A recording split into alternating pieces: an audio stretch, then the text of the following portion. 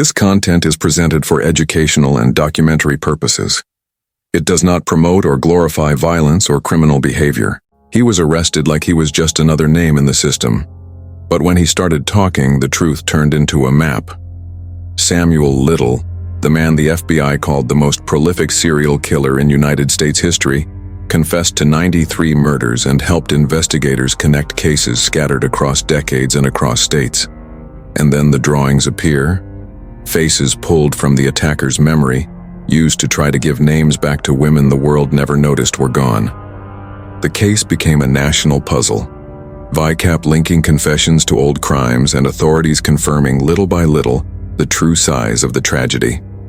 But behind the numbers there's a bigger question. What happens when a society decides, even without saying it out loud, that some lives are worth less? And the question is simple and terrifying. How many deaths can fit inside the silence of an entire country? Part 1. Opening the case file. There are crimes that explode like thunder, and there are crimes that pile up like dust, quietly, for decades, until someone flips on the light and realizes what was there all along. The Samuel Little case belongs to the second kind.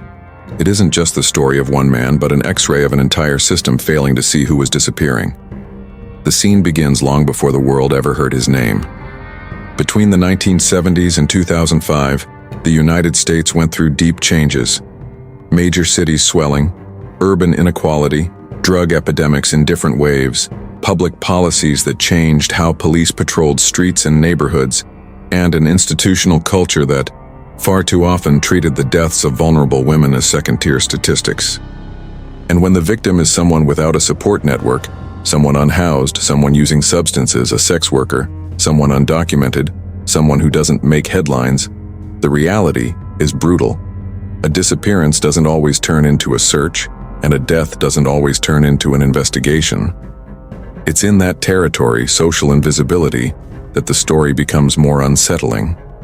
What makes Samuel Little a limit case isn't only the number of crimes he claimed he committed, but the length of time he managed to move through cities and states as if he were just another face in the crowd. The FBI itself described how many deaths now tied to him were, at the time, classified as an overdose, an accident, or undetermined cause. And in some cases, a body was never even recovered. That's more than a detail.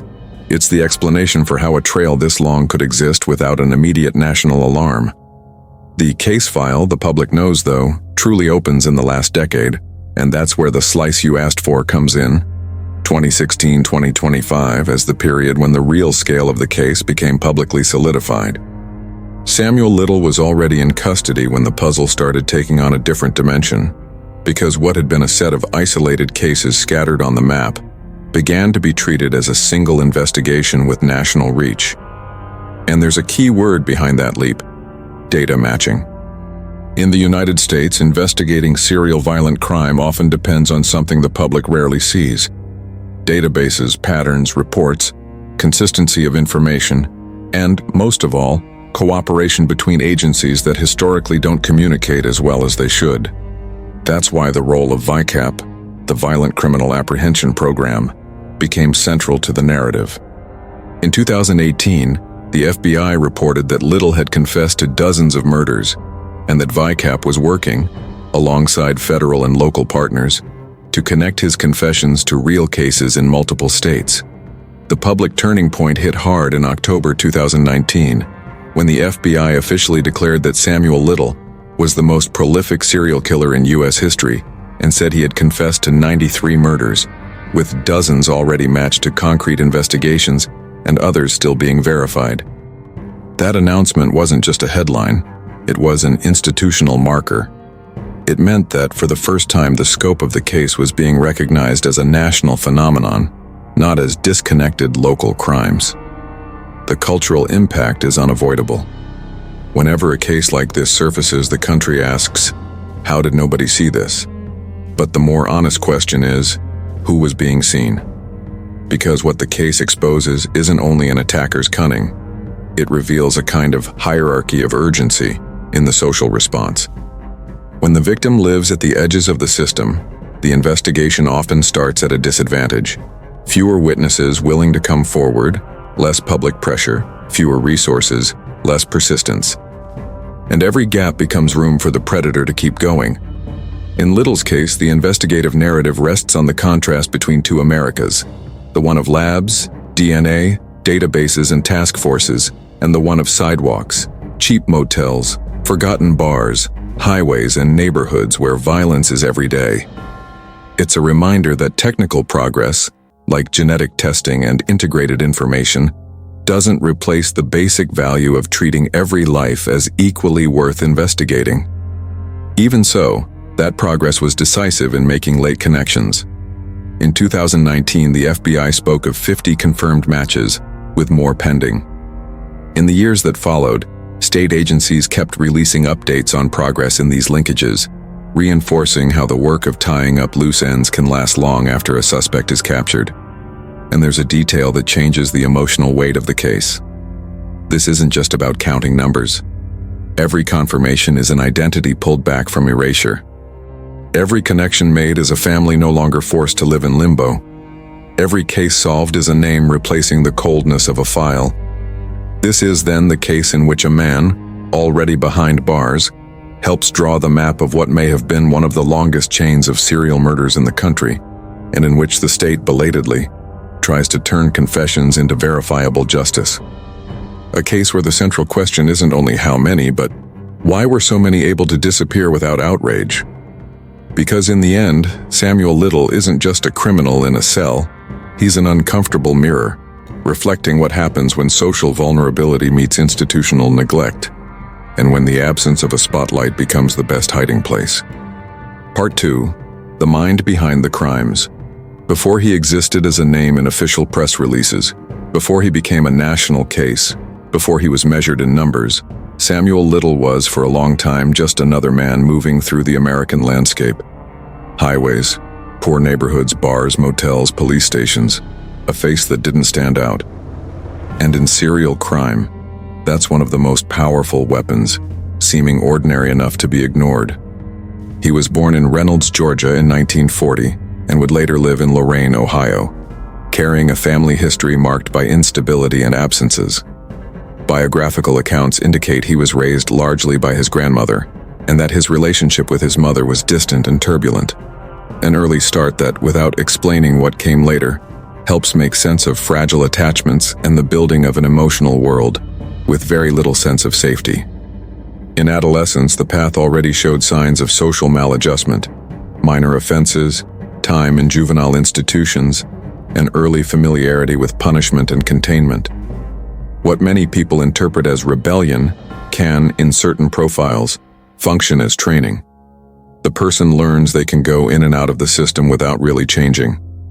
They also learn the language of control: who's in charge, who obeys, who gets hit, who wins. Over time, that can blend into a cynical view of the world.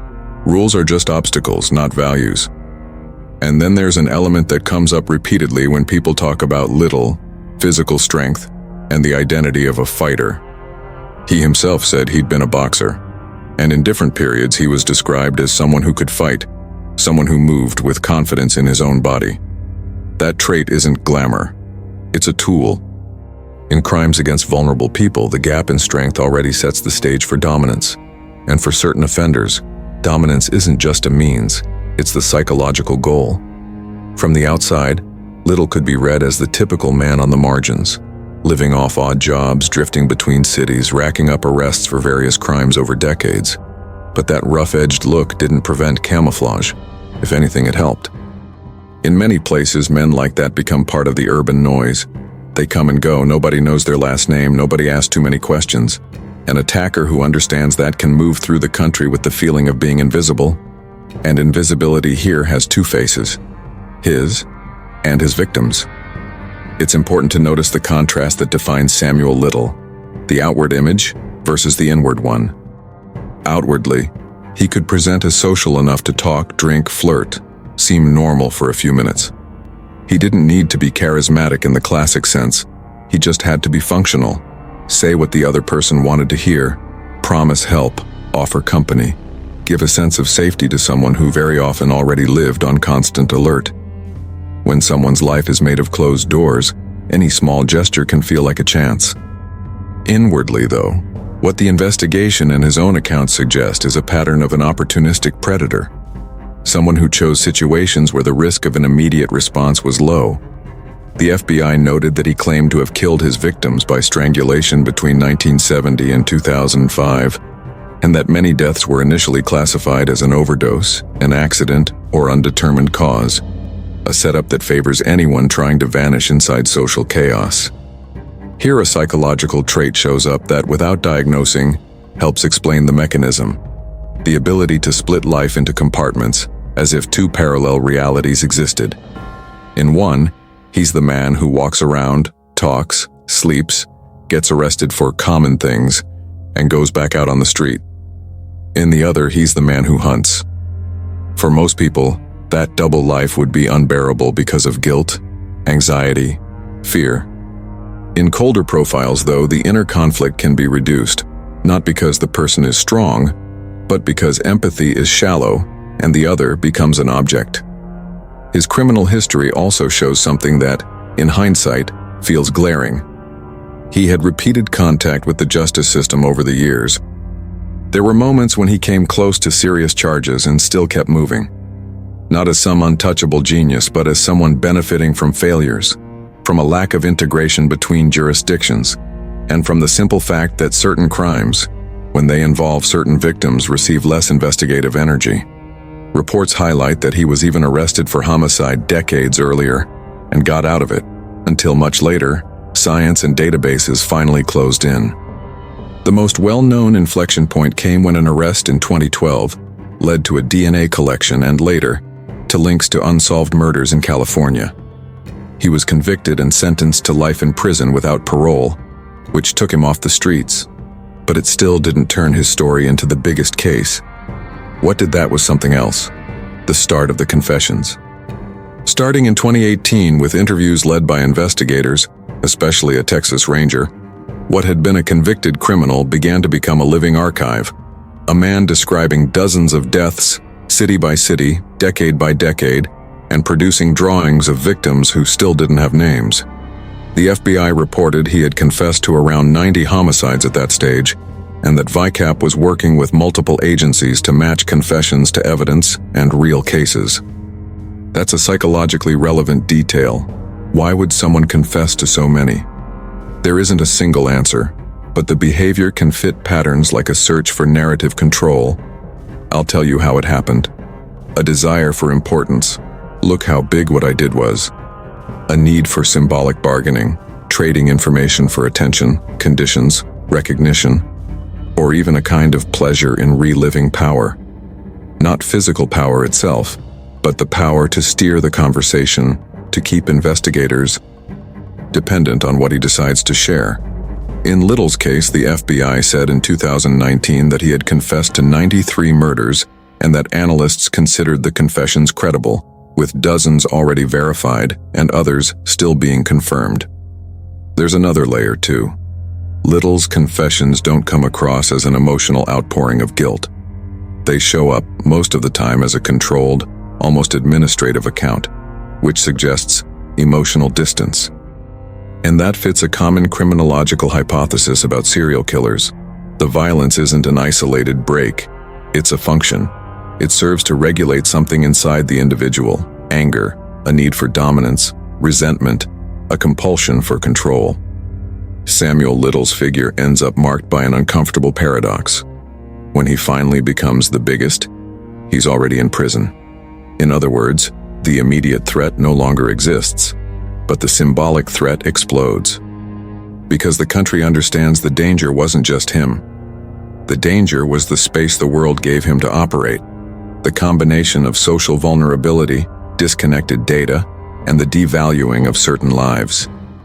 A later update from authorities in Texas indicated that more than 60 confessions had been definitively matched through DNA and/or strong investigative corroboration, reinforcing how the validation work continued even after the public revelation. Looking at Samuel Little as a person, not a myth, the portrait that forms is of a man who learned early how to live without roots, who developed the skill of moving through anonymity, who stacked crimes and arrests as routine, and who at some point began to treat human life as disposable. He isn't a monster in the folkloric sense, it's worse. He's a possible product of an environment where invisibility becomes protection. And maybe that's what makes the case so heavy. He didn't have to be brilliant to be devastating. He only had to understand where nobody was looking. Part 3. Who these victims really were.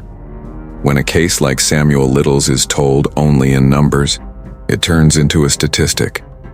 But the real heart of this file is something else. The people who vanished without enough noise to stop the world. From what authorities were able to reconstruct through confessions, data matching, and confirmations, the overall pattern of Little's victims points to the same kind of social vulnerability. Women living in high-risk contexts, often shaped by poverty, housing instability, prior domestic violence, chemical dependency, structural racism, and a lack of a protective support network. The FBI publicly stated that Little confessed to 93 homicides committed over decades, and that analysts considered his confessions credible, with some already verified and others still pending confirmation. That framing is crucial to understanding why so many deaths stayed for years outside the spotlight. In countless cases, according to the FBI, the deaths were initially recorded as an overdose, an accident, or an undetermined cause, and some victims' bodies were never even found. In other words, it isn't just hard to investigate. It's a system that often investigates less when the victim was already invisible in life. The most common profile, repeated in reporting and in official statements, describes women moving through streets, bars, motels, spaces where someone can disappear without there being someone important to set off alarms. Many were in situations involving prostitution or drug use, not because that defined them as people, but because it placed them in a world where danger is constant and protection is rare. In many records, the racial dimension also appears. Many victims were black women, more exposed to institutional neglect and to stigmas that dehumanize. According to the FBI, Samuel Little said he strangled his victims in crimes committed between 1970 and 2005. In some of the cases he was convicted for, FBI materials also describe situations in which the victims were assaulted and then strangled. It's a method that, beyond being violent, tends to leave less obvious evidence to the naked eye in certain contexts, and that connects to another tragedy of the case. When the victim is already treated as disposable, the death can be explained away too quickly with labels like overdose, accident, or high-risk lifestyle. But as investigators pursued confirmation, something even harsher emerged. The identities of many victims had to be rebuilt years later. In 2019, when the FBI announced it considered him the most prolific serial killer in U.S. history, it said 50 cases had already been matched confirmed while many others were still under verification.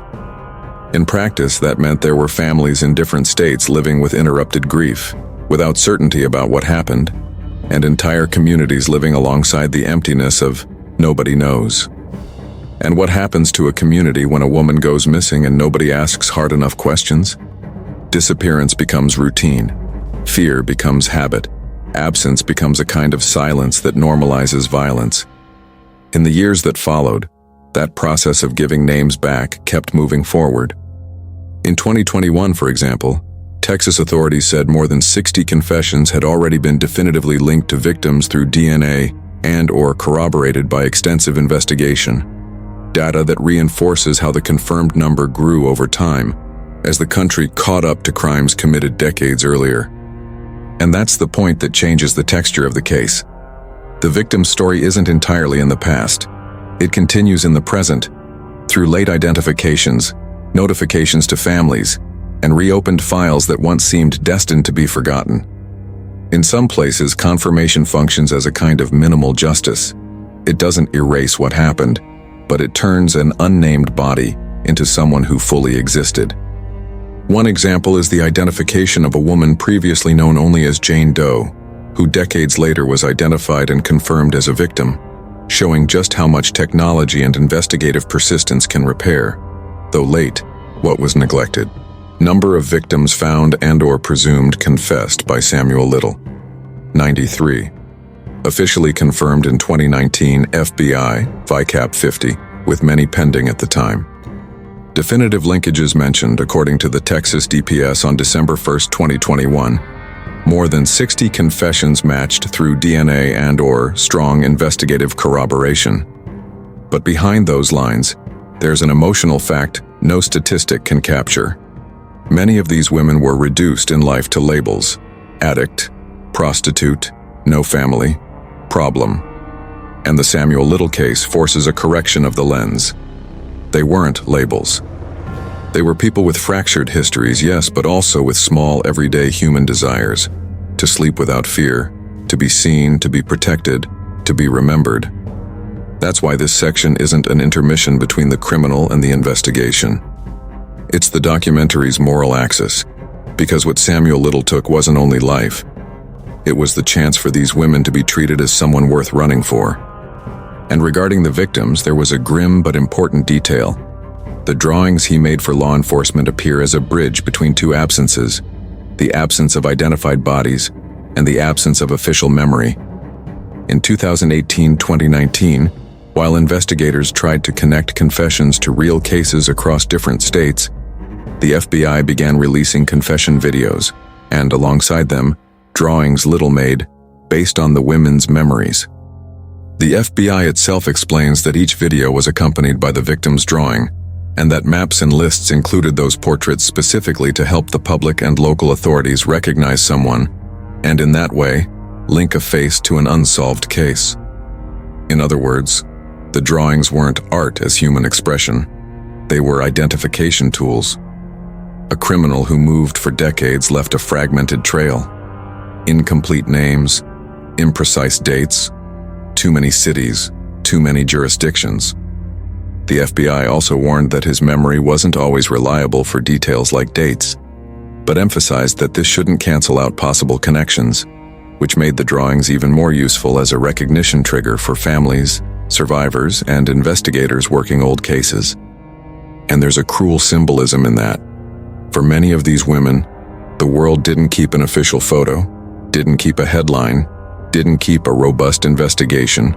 So decades later, what rises to the surface is a face drawn from the attacker's memory, and police ask for help giving that face a name. It's a painful inversion, but also a step toward something minimal: restoring identity. The Samuel Little case is a brutal reminder. When a society decides, even without saying it out loud, that some lives are worth less attention, it creates the perfect setting for someone with violence and coldness to operate for years. The victims aren't invisible by nature. They were made invisible. And the work of identifying them, with DNA, databases, national cross-matching, and even drawings, is also a belated attempt to correct that blindness. Part 4. Behavioral signature. In cases involving serial killers, the modus operandi isn't just the how, it's a portrait of an internal logic. In Samuel Little's case, that logic seems to have been built on 3 pillars: easy access, low risk of backlash, and immediate physical control. None of that requires genius. It only requires a cold understanding of where society isn't looking. Authorities describe that Little claimed to have killed 93 victims between 1970 and 2005, and that the method he reported was strangulation. That point is decisive for understanding how he managed to span decades. In many situations, the deaths of vulnerable women were quickly interpreted as an overdose, an accident, or an undetermined cause, and some victims' bodies were never even located. In other words, the environment of the crime already came with fog built in: social chaos, little documentation, little traceability, little public pressure. The most consistent pattern of victim selection, highlighted in official communications and reports as victims in vulnerable situations, mostly women, often in street contexts, housing instability, and contact with high-risk environments like bars and motels. For a predator, that kind of victim offers 2 perverse advantages. Less friction in approaching. People living under constant pressure may accept a conversation, a ride, company, not out of naivete but out of need, exhaustion, or a simple attempt to survive the day. Less immediate fallout. If the person has no support network or is already stigmatized, the disappearance may not trigger alarm bells. The FBI itself recorded Little's statement that he believed he wouldn't get caught because he thought no one was counting his victims, where and how he approached. The typical setting suggested by the body of information in the case is mobile. Little moved between cities and states, coming and going through places where anonymity is common. That mobility matters because it fragments investigations. Each local department sees only one piece, and without data integration, the national pattern takes longer to emerge. Something ViCAP and the FBI tried to fix precisely by linking confessions to real cases. The approach in many cases appears to have been situational, chance encounters, brief conversation, the quick creation of a false sense of normalcy.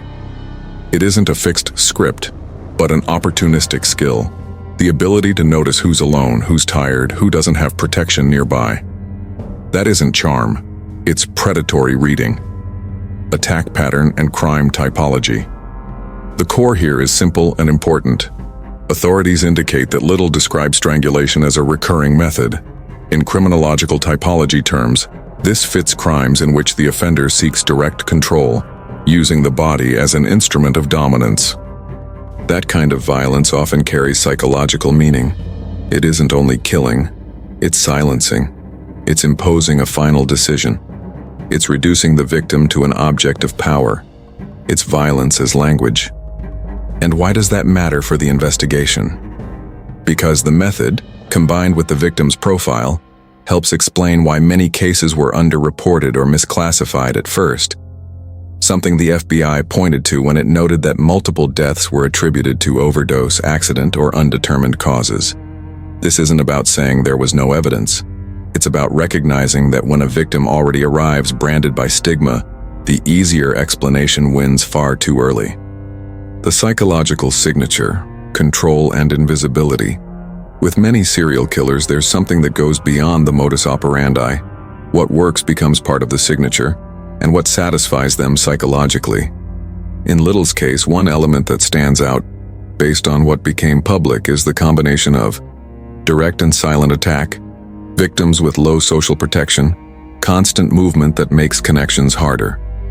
That triad creates a kind of crime that erases itself inside the noise of society. And maybe the most symbolic trace of that shows up in what came later. Once in custody, Little began producing drawings based on his memories of the victims, material the FBI released as part of the effort to identify them and link confessions to pending cases. Here, the drawings function like a kind of after-trail, not out of remorse, but because the system needed any clue that might help restore names. At bottom, Samuel Little's modus operandi isn't a handbook. It's a portrait of criminal opportunity. He chose vulnerable people in settings where life was already treated as disposable, used a method of direct control, and relied on the lack of integration between cities, states, and social priorities. What allowed the repetition wasn't only his violence, it was how easily that violence could hide. Part 5. The investigation and the hunt for the mind behind the crimes. The hunt for Samuel Little didn't start with sirens. It started the way it almost always starts when crime hides behind routine, with a case small enough not to look like the center of anything, and with a suspect old enough that no one imagined that behind that tired body there was an entire map of deaths. The first modern turning point, the one that turns loose stories into a pattern, begins in 2012. Little was arrested at a homeless shelter in Kentucky and extradited to California on a narcotics case. The arrest itself didn't seem historic, but once he was in custody, the detail that changes the game comes into play: DNA. According to the FBI, Los Angeles detectives obtained a genetic link that connected Little to 3 unsolved homicides from 1987 and 1989, and that led to formal charges and later a conviction. This is where the investigation takes the shape that defines the case. Not a street chase, but a chase through files. When DNA locks in that first cluster of cases, local police do what for decades wasn't always possible. They call in a structure capable of seeing the whole country. In 2013, the FBI reported that the LAPD notified ViCAP, which launched a complete review of Little's background and found an alarming pattern and compelling links to many other deaths. ViCAP in practice works like a radar for serial violent crime. It doesn't replace the street investigator, but it connects dots across states that would never talk to each other on their own. And in the Samuel Little case, that becomes the central piece, a system designed to recognize repetition where everyone else only saw isolated cases. The FBI described that as a result of that cross-matching work, one specific lead drew attention. A case in Texas that looked very much like him, and that could place Little in the area at the time. That detail matters because it shows the hunt wasn't magic. It was methodical. Data, dates, travel, and the kind of pattern that only appears when someone compares what used to be fragmented. And then comes the move that changes the case's level entirely. The interrogation that turns into decades of mining. In May 2018, according to the FBI, a ViCAP team accompanied Texas Ranger James Holland to California to interview Little. There, the quiet negotiation common in investigations like this comes into play. Little wanted a prison transfer, and in exchange, he was willing to talk. What might have produced half a dozen cases produces something that feels impossible. He starts listing cities, states, and victim counts as if he's flipping through an internal notebook. The FBI described the scene almost like an inventory. This city, 1. This state, 3. This place, 1. While analysts on the outside turned every word into an investigative assignment. The hunt stops being find the man because he's already locked up, and becomes something maybe even harsher. Find the victims. From there on, the work splits into two parallel races.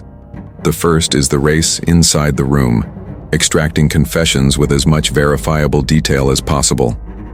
Little, according to official accounts, remembered many elements, places, cars, circumstances, but wasn't always reliable on dates.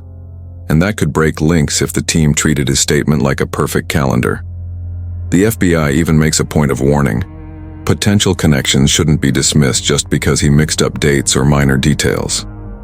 The second race is the one outside the room, turning words into proof. Every confession had to be checked against.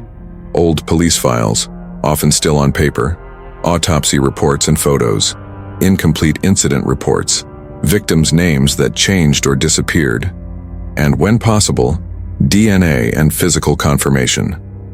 It's work that demands persistence because it faces the greatest enemy of cold cases: time. Cases from decades ago have lost evidence, dead witnesses, faulty memories, missing files.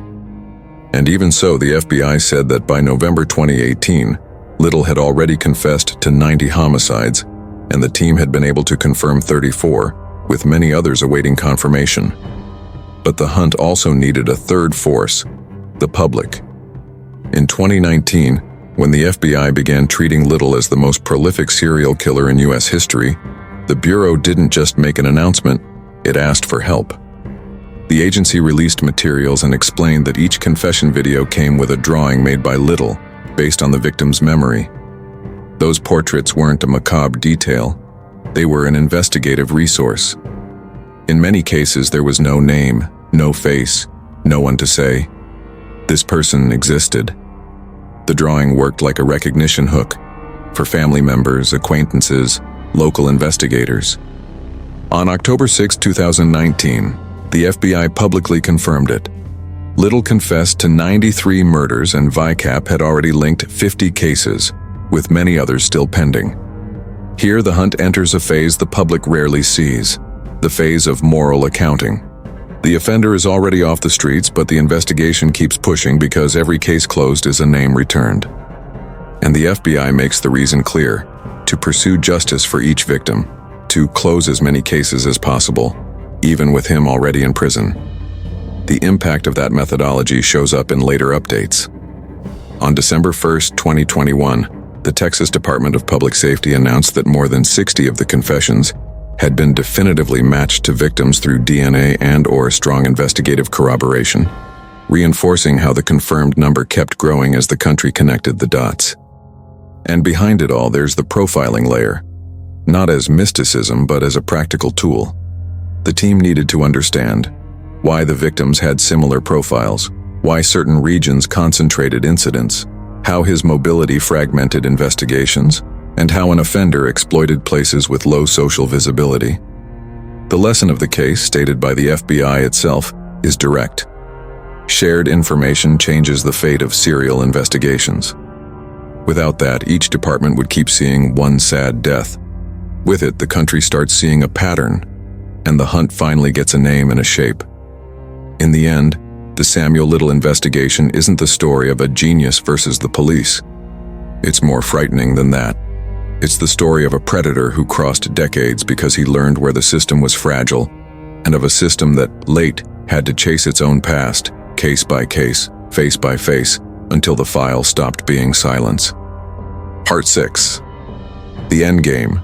Capture, Trial, and Closure. Samuel Little's capture didn't involve a cinematic chase or some dramatic highway standoff. It happened in the quietest, and maybe most symbolic way possible, at a homeless shelter in Kentucky in September 2012. There, he was just another aging man, seemingly ordinary, arrested and extradited to California on a narcotics case. Nothing in that moment suggested the country was laying hands on a human case file capable of reopening dozens of old deaths. What turned that small arrest into a historic milestone was the piece that, in recent years, has changed the investigation of cold cases: DNA. With Little in custody, Los Angeles detectives got a genetic match to evidence tied to 3 unsolved homicides from the late 1980s. From that point on, the case stopped being rumor and became formal accusation. 3 murder charges, backed by a science that doesn't bargain with versions. At trial, his behavior wasn't that of someone crushed by public guilt. According to the FBI's account, Little maintained his innocence throughout the entire process, even while prosecution witnesses, women who survived violent encounters with him, described how close they came to dying.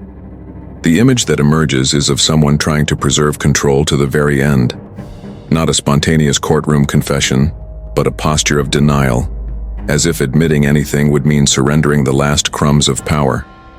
On September 25, 2014, a Los Angeles County jury found him guilty of first-degree murder, and he received 3 consecutive life sentences without the possibility of parole.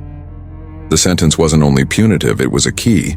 It ended any chance of him returning to the streets and, at the same time, opened a question that would soon become bigger than those 3 victims: how many more are there? He was officially received into the California state prison system in November 2014. But the judicial outcome, instead of closing the story, acted like a floodgate. When Los Angeles got the DNA hit, local police asked the FBI, through ViCAP, to map Little's full history. What the Bureau found was described as an alarming pattern and compelling links to many other deaths, the kind of pattern that only appears when someone crosses states, decades, and records that previously didn't talk to each other. This is where the case changes genres. It stops being a convicted killer and becomes a killer who may have been national. But the big turning point didn't come from immediate new physical evidence. It came from an interview room. In 2018, according to the FBI, when a Texas Ranger began obtaining confessions, Little entered a dynamic that defines much of his post-conviction behavior. He talked, but he talked on his own terms. He wanted a prison transfer and, in exchange, he was willing to talk. The scene the FBI describes as clinical and unsettling. Little listed cities and states and said how many women he had killed in each place, as if he were reciting an inventory. That detail matters because it reveals a specific kind of psychological posture during interrogation. Not the emotion of remorse, but the management of narrative. He controlled the flow of information, handed over numbers, remembered details about places and cars, and even produced drawings of victims. Portraits investigators used as a tool for identification and for linking old cases to real people. At the same time, the FBI also noted a recurring limit. Little was less reliable with dates.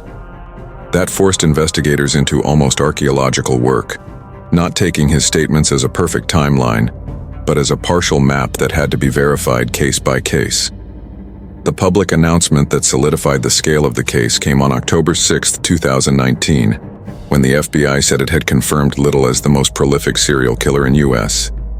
history, reporting that he had confessed to 93 homicides and that ViCAP had already been able to link 50 of them to concrete cases, with many others still pending confirmation. The official message also made clear that even with him already locked up, the goal was to close every case possible, because justice here was no longer only his sentence, it was giving names back to the victims. And then comes the final ending, in the literal sense. Samuel Little died on December 30th, 2020, at age 80, after he was pronounced dead at an outside hospital while in the custody of the California prison system. The official CDCR notice records the time and states that the cause would be determined by the county medical examiner. He was not executed. Therefore, there's no last meal or final words of an execution to record. The case ends without the formal ritual of the death penalty, but with the weight of dozens of families still seeking confirmation. In the 2016-2025 framing, that's the hardest point of the case. The man who helped redraw the map of old deaths dies, but the work doesn't die with him. The investigation continues after the biological ending because what remained wasn't only a convicted man, it was a sequence of open files, victims to identify, and a country trying late to fix the blind spots of its own gaze. Part 7. Psychological breakdown of the case. To understand Samuel Little without falling into the trap of myth-making, you have to accept an uncomfortable truth. In many cases of serial violence, what seems extraordinary isn't a genius mind. It's a functionally predatory mind that learns how to operate inside human and institutional failures.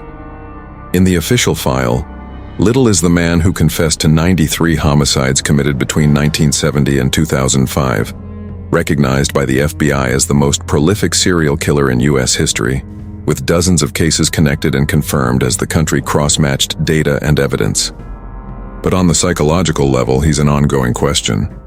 How does someone sustain a double life like that for decades, and what does this kind of crime solve inside the offender's mind? The deeper analysis here isn't meant to explain evil as if it were inevitable. It also wouldn't be responsible to lock in definitive diagnoses from a distance. What we can do, and what's most useful, is map patterns compatible with certain traits, observe how he describes himself, the type of victim he chooses, the recurring method, he claimed strangulation, and above all, the element that runs through the entire story: control. Samuel Little's life develops against a backdrop typical of many chronically violent profiles: instability, few roots, ambivalent relationships, repeated contact with punitive institutions, and little sense of belonging. Biographies and records indicate a childhood marked by deprivation and displacement, being raised by relatives, and an early path of trouble with the law. In developmental psychology, insecure or unstable bonds don't create murderers. That's important to say. Millions of people go through hard environments and don't become violent. But fragile bonds can produce in certain individuals a cluster of risks: difficulty with mature empathy, an instrumental view of others, people are for something, poor emotional regulation, and a tendency to seek external control to compensate for an internally chaotic world. When that package combines with impulsivity, aggressiveness, and an unanchored adult life, moving city to city, living on the margins, going in and out of jail, the person can become an emotional nomad, someone who doesn't build deep bonds, doesn't sustain responsibility, and learns in practice that it's possible to disappear and restart. That drifting matters because it enables a central psychological mechanism: depersonalizing the other person. The less someone lives in reciprocal relationships, ones where they have to care, apologize, repair harm, hear limits, the more the other becomes a convenient object. And in some profiles, the absence of ties becomes an internal license. If no one belongs to me, then I also belong to no one. If I owe nothing, then I can take whatever I want. That's not an excuse. It's a risk map. When you look at the case as a whole, the choice of vulnerable victims, the mobility, the repetition over decades, and the way he narrates his acts after he's arrested, traits emerge that are compatible with a predatory, utilitarian style of personality. Instrumental coldness with shallow empathy, In post-capture narratives, nothing suggests a confession driven by remorse. The FBI describes a process in which he lists crimes and locations and produces drawings of the victims based on memories, used as an investigative tool to identify women and connect confessions to pending cases. This behavior can be compatible with what, in accessible language, we'd call emotion separated from the act. He talks about what he did the way someone describes a route, and that suggests significant emotional distance. Opportunistic predation through selecting vulnerability. The pattern the FBI highlights is brutally clear. He believed he wouldn't be caught because he thought no one was counting his victims. This isn't just any phrase. It's a window into the internal logic. He isn't relying only on luck. He's relying on the social invisibility of vulnerable women. It's a morally empty calculation and psychologically revealing. Need for dominance with control as the reward. He claimed a recurring homicide method, strangulation. Without going into details, that points to a kind of violence where the offender maintains immediate physical control. In some profiles, that isn't just practical, it's symbolic. It's the most direct way to turn the victim into silence and turn the offender into the owner of that moment. The crime becomes a power ritual. Possible traits compatible with disorders. In hypothetical language, the observed pattern is compatible with antisocial traits, persistent violation of others' rights, manipulation, irresponsibility, absence of consistent remorse, and at times may resemble narcissistic traits, need for centrality, desire for late recognition, control of the narrative. This isn't a diagnosis, it's behavioral reading based on what became public. The essential point is that in many serial killers, the act isn't only aggression, it's self-regulation. The crime functions like a tool to manage internal states, anger, resentment, emptiness, a sense of insignificance. Over the course of investigations, serial offenders may offer simple justifications. A fight, impulse, chance, drugs, it happened. But at a deeper level, there's almost always a hidden motivation. What the act provides psychologically. In Little's case, what he offers in his interviews and drawings is a kind of catalog, and that can function as an attempt to turn his own life into something big. In 2019, the FBI publicly confirmed the scale of the case. 93 confessions, 50 confirmed matches at the time, with more pending. From there, his story starts to exist as the biggest. For someone whose path was marked by marginalization and prison, that can operate as a distorted form of legacy. If I wasn't loved, if I wasn't respected, then I'll be feared and remembered. That isn't moral conscience, it's dark vanity. The hidden motivation, then, can be read like this: not killing for killing's sake, but killing to feel something that's missing. Power, importance, a sense of victory over a world he perceives as hostile or indifferent. Choosing vulnerable victims isn't only opportunity. In certain cases, it has a symbolic dimension. The offender chooses someone who represents the world that doesn't matter, because that lets the offender live out a fantasy of omnipotence without meeting resistance. If the victim is socially protected, someone whose absence triggers an immediate search, the offender has to deal with risk and with the image of being hunted. If the victim is socially invisible, the offender feels above the radar. Little verbalized that. In other words, the crime isn't only violence against a person, it's violence against a social place, against those already living on the edge. From a psychological standpoint, that creates a perverse bond with the system. The offender feels he dominates not only the victim, but the state itself, because the state doesn't see. Each successful crime reinforces the central belief: I can. And that belief, when it isn't broken, fuels escalation. A common mistake is imagining serial violence as a straight line of madness. Many times it's a conditioning process. The offender has a fantasy: control, power, directed rage. He finds a favorable context, vulnerable victim, low surveillance. He acts. He feels relief, excitement, or a sense of internal organization after the chaos. The brain records, this worked. Over time, the person becomes less sensitive to the moral impact and more sensitive to the internal reward. They learn to reduce anxiety and frustration through the most destructive path, and each repetition lowers psychological barriers. In Little's case, the time window, decades, is an indicator that the behavior likely became part of identity, not an isolated event. He moved through years, cities, and states, accumulating contacts with police without the pattern being interrupted early. That reinforces the hypothesis of an escalation sustained by perceived impunity. The longer he operates, the more convinced he becomes that he's invulnerable. And there's a crucial piece here. When he's finally arrested and convicted, he doesn't close the story with silence. He starts talking.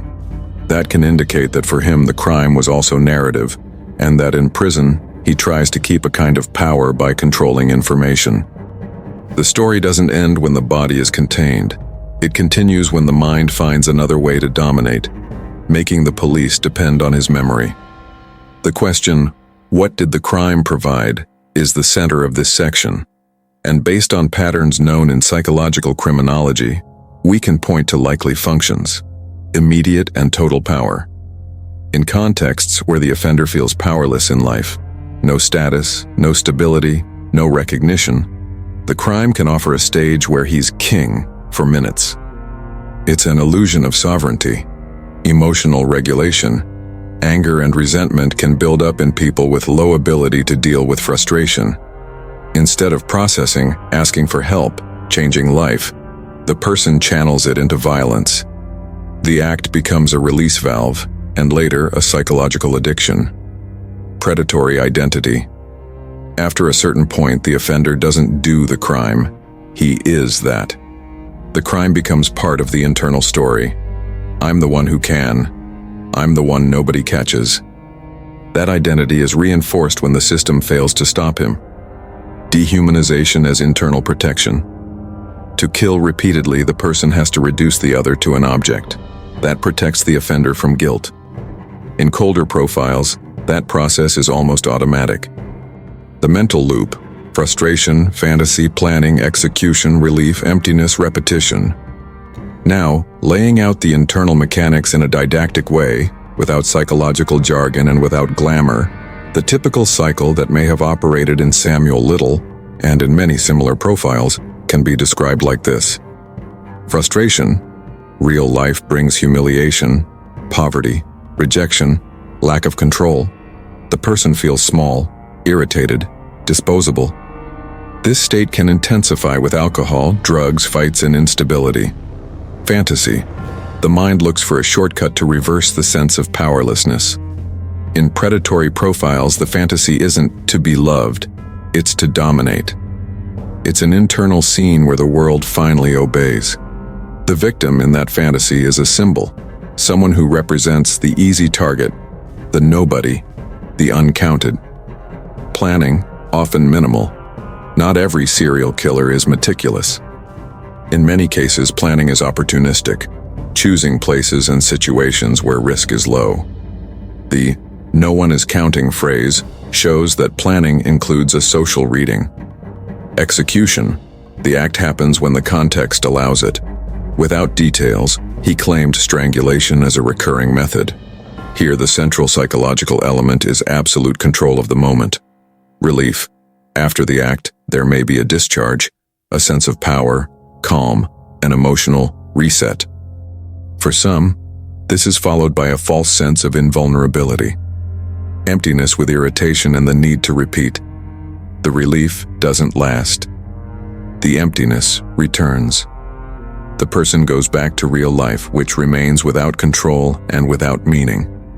Frustration grows again, and the brain learns there's a shortcut to silence that pain. Repeat the pattern. This loop doesn't turn the offender into a victim of his own mind. He remains responsible for every choice. But understanding the cycle helps explain why violence can become compulsive, escalating over time. Why the drawings matter. Psychologically, memory as possession. The use of drawings in the Samuel Little case has two dimensions: investigative and psychological. From the investigative standpoint, the FBI released drawings based on his memories to help identify victims and connect pending cases. Psychologically, the drawing can function as a form of late possession. Even in prison, he retains something no one else has: the memory of the face. And that creates power. He becomes the keeper of identities the system lost. Notice the inversion. Families and cities need the offender to give back who he erased. That kind of dynamic can feed, in certain profiles, a perverse sense of importance. The offender, who used to be invisible, becomes a source, becomes the center, becomes the person who decides how much truth the world will get. That also explains why confessions can be long, not necessarily out of guilt, but out of control and protagonism. The FBI described that, even with pending confirmations, the confessions were treated as credible and kept being cross-checked against real cases. Each new match is proof that he existed in the world in a way nobody can ignore anymore. The system's role in the offender's success. When neglect becomes fuel, an honest analysis has to look at the most uncomfortable part. The Little case isn't only about his mind. It's about a context in which vulnerable women were, often, poorly protected and poorly investigated. The FBI and other authorities pointed out that multiple deaths were initially treated as overdose or accident, and some victims didn't even have bodies recovered. That doesn't mean accusing every past investigator of personal indifference. Many times there was a lack of resources, lack of integration, structural bias, political priorities, and a culture that defined which cases deserved to become urgent. For an offender like Little, that isn't a detail. It's fertile ground. He sees the failure and turns it into method.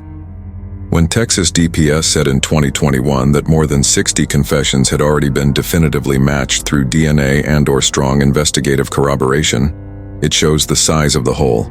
The truth was scattered, and it took decades to come together. Deep psychological conclusion: why he killed in a didactic way. So why did Samuel Little kill? Without romanticizing and without cheap psychology, the most consistent answer, looking at patterns, choices, and statements, is that he killed because the crime delivered three things that ordinary life didn't deliver for him. Absolute control. He chose who was vulnerable when risk was low and used a method of direct dominance. For someone with a pathological need for control, that's a reward. A sense of importance. The massive confession and the public transformation into the most prolific can function as a distorted form of legacy. Even in prison, he remains big in the narrative, and that can be a late goal.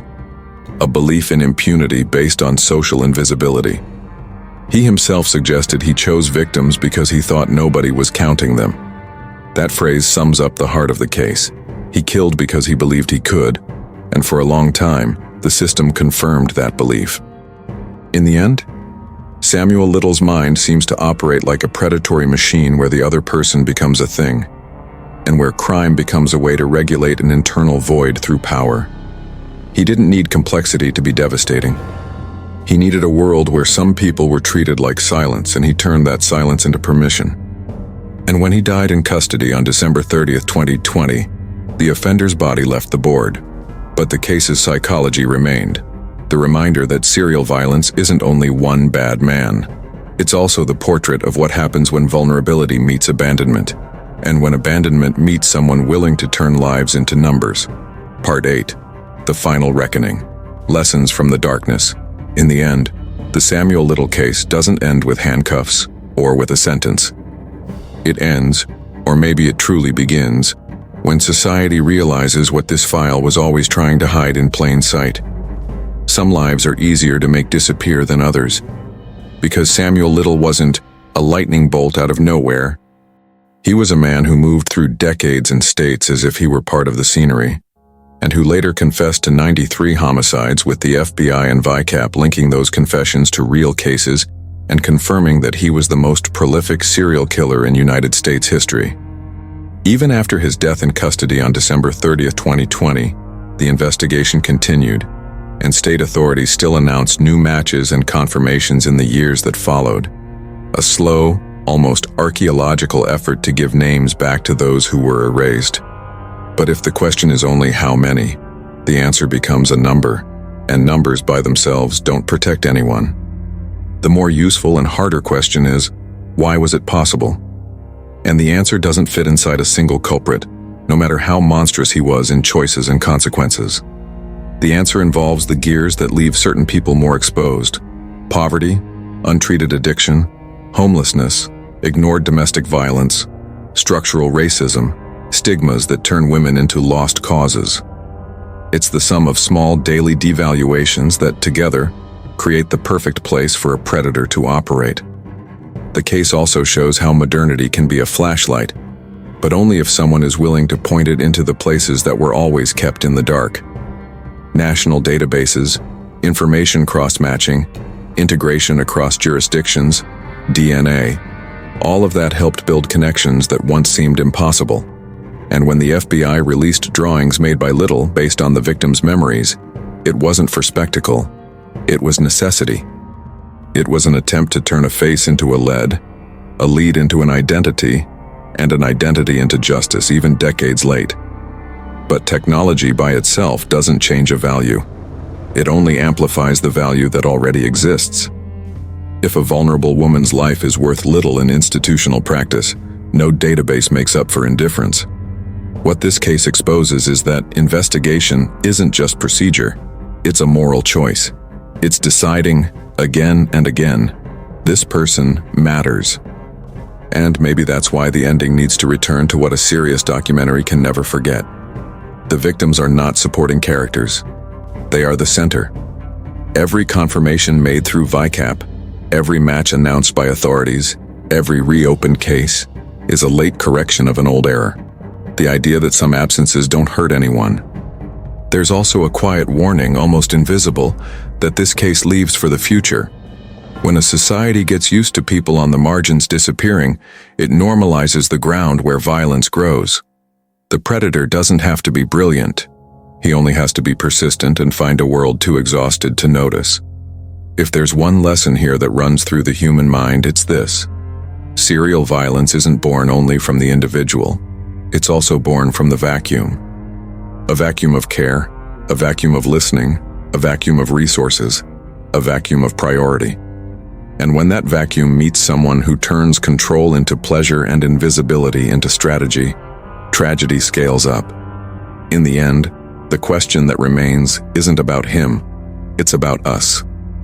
How many lives are still living so close to the edge that a disappearance becomes routine? And more importantly, what does a society need to change so that nobody is less searched for than someone else? Because late justice is still justice, but prevention is what separates a closed file from a file that should never have existed.